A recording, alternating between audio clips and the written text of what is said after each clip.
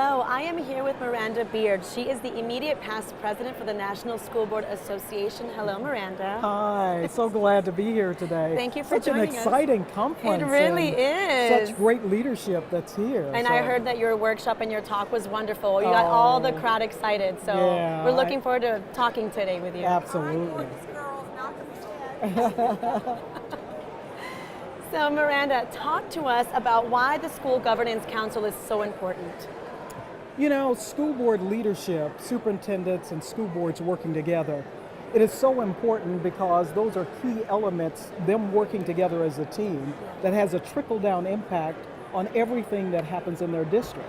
So if you have a strong school board, a great superintendent, when they work together, formulating policies, looking at student achievement, looking at equity and excellence in education, those kinds of things trickle down to the staff and then ultimately trickles down to the children, their families, and to the community. So this is not something to take lightly. They are the voice, the bridge builders, the advocates for public education. So when you talk about school governance, you talk about school leadership, you talk about superintendents, all these things, people, and creating policies and programs, working together to make sure children, regardless to where they've come from, get the best education they can possibly get. That's what governance is really all about. And now you're speaking of parents as well. How can parents get involved and find out more information about the council, joining a board, so they find out more information about it? It's not enough to just send your children to school. I agree.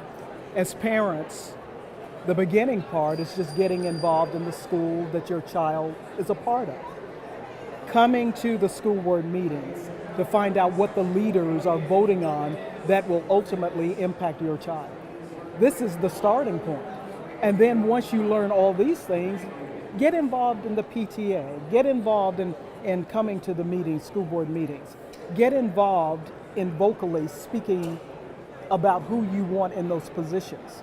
Because parents do have a voice, and they should use that voice effectively to make sure their children and other children are getting the best education they could get. So basically being an advocate. How is advocacy so important? Advocacy, not only on the local level, you've got to be involved on the state level as well as the national level. Because you have three areas there to focus in on.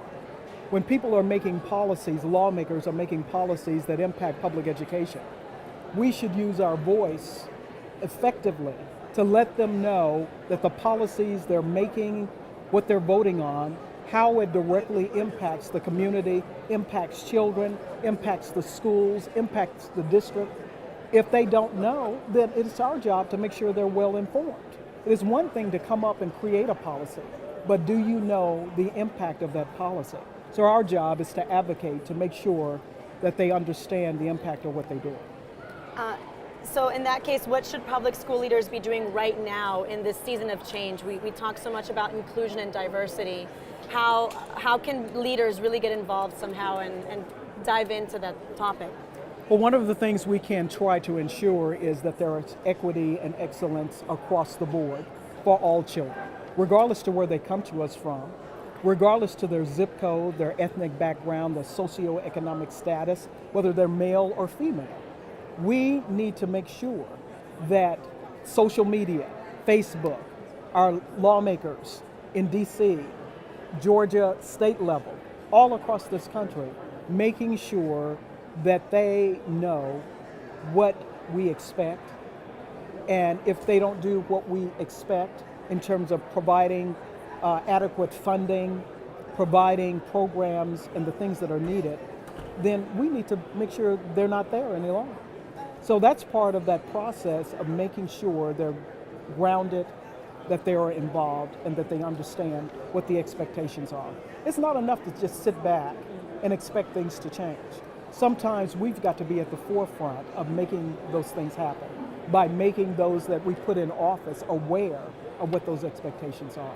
Now, as a parent myself, and for parents out there watching, Yes. educators and leaders, how can they find out more information about being advocates, about joining the School Governance Council? Is there a website, a link? Is there social media that our families and people alike can watch and find out more information Well, about? by going through your central office, your local school board, but also you have state associations like Georgia, Mississippi, all across the country.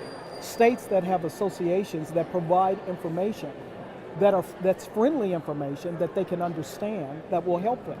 And one of the things they can also do is go to the National School Boards Association's website, which is nsba.org, and find out all kinds of information.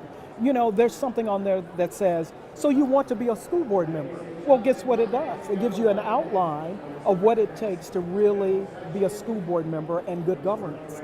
That kind of information is very important. So the information is out there. It's a matter of using whatever technology you have to tap into that information that already exists. So it's up to us to be able to reach out to those resources That's and get exactly ourselves right. involved. Thank you very much, Miranda. Thank Oh, you. you're so welcome. You're so welcome. Thank you.